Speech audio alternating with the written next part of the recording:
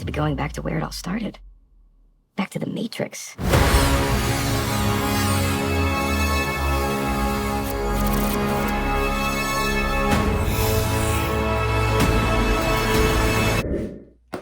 Oh, we've got to talk about the Matrix Resurrections, y'all. And I literally just got home from watching the movie and I had to come down to my happy place to decompress. I had to come down into the music room in the studio and just try to realign, because this movie is, if you are a fan of the Matrix trilogy, the original Matrix movies, the video game, the Animatrix, all of the things considered canon to the Matrix mythos, this movie may upset you.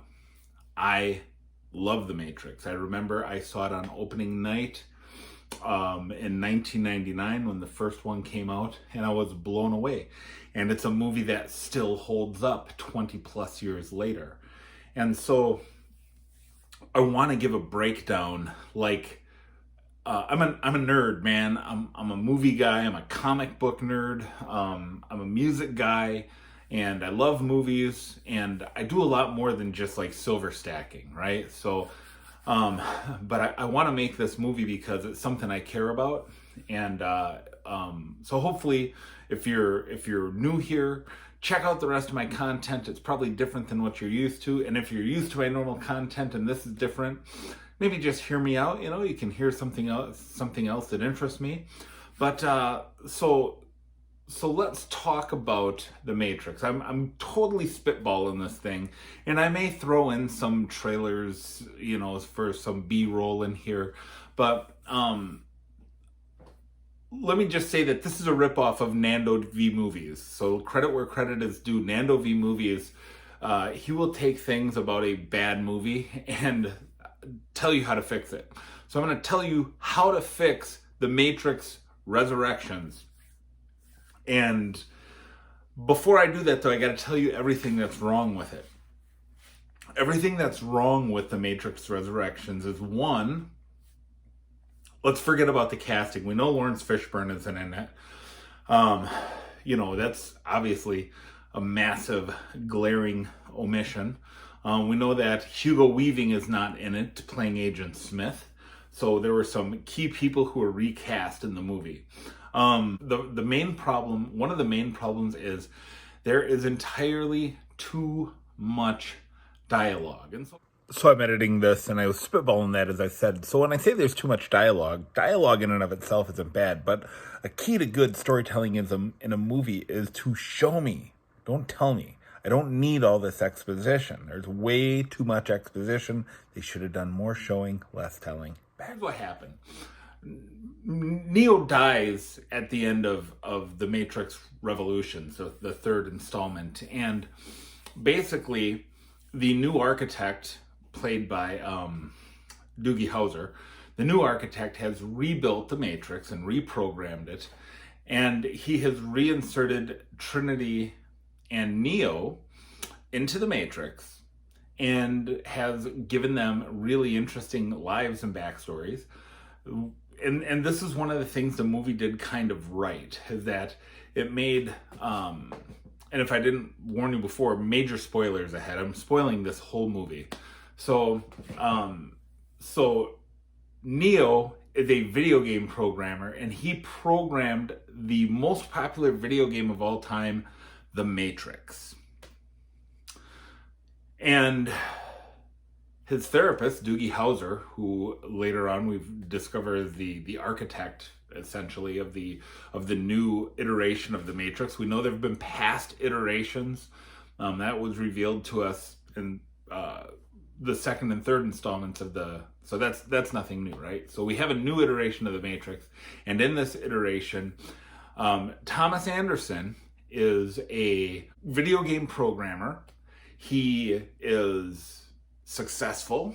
He's, attractive. He is a hardworking business partner kind of a guy, but he's also like a paranoid schizophrenic. And the therapist is, basically convincing him, like, you've created, as an artist, you've created this elaborate world in your mind that you can't distinguish what's real from what's fantasy. So your mind has run wild with this idea. And so, a bunch of dialogue and everything. And essentially what happens is Morpheus, played by some other dude, finds Neo, and Morpheus starts off as an agent, by the way. And he is basically woken up by the girl with the white rabbit tattoo, and calling back to the first movie.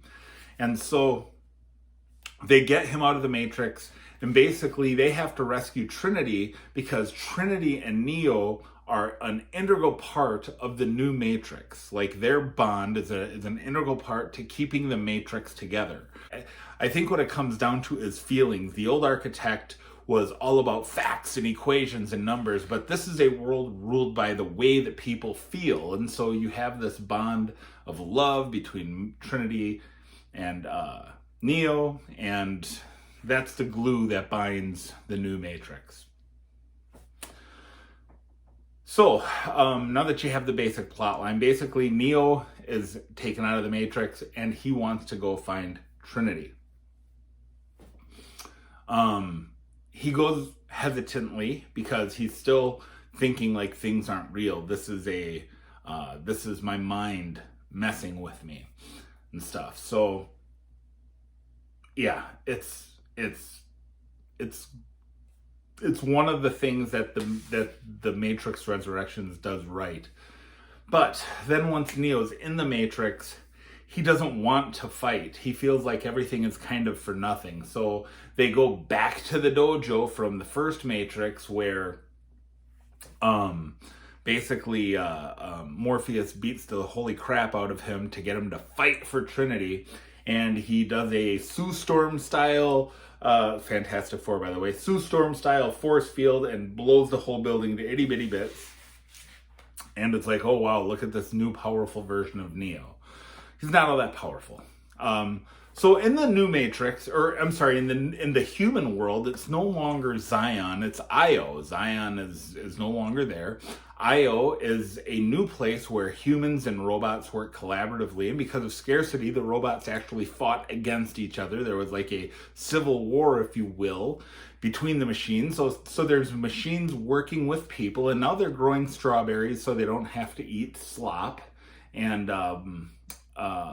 Niobe is the new, I guess, high commander of Io. There's apparently no longer a council the way that there was in Zion. And basically, she imprisons Neo because Neo wants to go free Trinity. And he can't allow her to do that because that puts everyone at risk. And so he imprisons her, and within like 30 seconds, they break him out to go and rescue Trinity. Because Niobe no longer cares about people. Although she's trying to protect the people that are there. But it's the people she wants to free, right? So they break out Neo. Neo has a fight with Agent Smith, the new Agent Smith, who is invested in either keeping Neo in the Matrix, because if he's in the Matrix, then he is free from the Architect's control. But if he's out of the Matrix, then the Architect needs to die. So the Agent Smith, of course, is very self-interested, and he easily trounces in one battle. He easily trounces the Architect, which makes no sense in a lot of ways, because the Architect is very, very powerful. There's a scene where when the first attempt at rescuing Trinity is basically foiled. So I'm really rambling on this, and again, I'm spitballing the whole thing from memory. Maybe I should have written things down. So anyhow, at the end of the movie, there's a whole bunch of fighting, as usual, with people you don't care about because you don't get to really know anybody. There's a guy who's like a neologist, And there's the girl with the white rabbit tattoo who's the captain of the ship. She's like a blue-haired, you know, super chick, of course, because every hero movie needs a super chick. And, you know, Neo kind of sucks. He kind of sucks. And the agents suck. There's really not agents. There are people who now just become a swarm. So instead of like the cool effect of where an agent can become anybody, basically anybody can just become a zombie. And so at the end you have this weird zombie apocalypse fighting Neo's force fields. And in the end, Trinity rescues them because she can fly now. She can fly. Essentially, Trinity becomes the one, rescues Neo. They go and take on the new architect and say that they're going to change things and make it better. And of course, I didn't stay for the mid-credit scene. Honestly, I thought about walking out midway because I didn't, because my daughter was with me. So let me tell you some of the things the movie does right. And now we're going to fix it. I've spent 10, 11 minutes here talking about what's wrong with this movie. I'm going to tell you how to fix it. How do we fix the Matrix Resurrections? I mean, people hated Revolutions, and this makes Revolutions look like Citizen freaking Kane. Anyhow. So here's how I'm going to fix this movie. We're going to keep Neo as a successful gamer, like game programmer. Like the most famous, the greatest of all time, very successful. And we're going to take away his schizophrenia because in this model, there's really no need for it. And what we're going to do is we're going to have the new White Rabbit General and her team of no-named nobodies come and rescue Trinity. We can leave everything else the same. In fact, instead of them being rebuilt by the machines, them being Neo and Trinity, instead of them being rebuilt, we're going to say they never died, but instead that the machines lied to the people, and that was another means of control for the population so that there would be this great legend of a past Christ-like savior who came and rescued them and gave them Io. And so they never died in the first place. They survived. The machines were able to mend their injuries, as it were. Okay? So they lived. And now Trinity is actually the one who is red-pilled and brought back to the Matrix. And she, like, everything comes back to her. You know, she's with her family, she's with her kids. She sees Thomas Anderson at the coffee shop, and she's like, something isn't right. And she's playing the video games with her kids, and it's like, well, this video game feels like a memory to me. And that's when she meets Morpheus. And Morpheus is going to give her the red pill. And she's going to go back, and she's going to have a conversation with Niobe, where what Niobe is going to do is, instead of trying to imprison Trinity to keep her from rescuing Neo, they're going to have this outstanding debate. They're going to have, and Trinity is basically going to convince her that we can't just protect the people currently in Io and make Io a great place for them. There are billions of people enslaved who we need to free, who we need to emancipate. And so, not only does Niobe allow her to do it, but she plugs into the Matrix herself, and she helps out, just like she did in the first trilogy. And she becomes an integral part of the rescue effort inside the Matrix and inside of Io. And not only that, but machines are going to help too. Now, here's the other thing. We're going to do away with the zombie hordes. We're going to get rid of the zombie hordes. We're still going to have agents that can take over anybody's body. But because the humans in Io are collaborating with machines, we're going to say that some of the machines that they collaborate with are agents in the Matrix acting as spies, giving information, and they're going to be an integral part of the rescue effort also. They're going to help to rescue Neo. And here's the thing, Neo, the thing is that there had to be a big negotiation between Neo and the architect to even try to convince Trinity to come out. And he doesn't. And it's this big girl power moment where Trinity rips her hands away from her husband, her Giga Chad husband. Sorry, the sump pump kicked on there.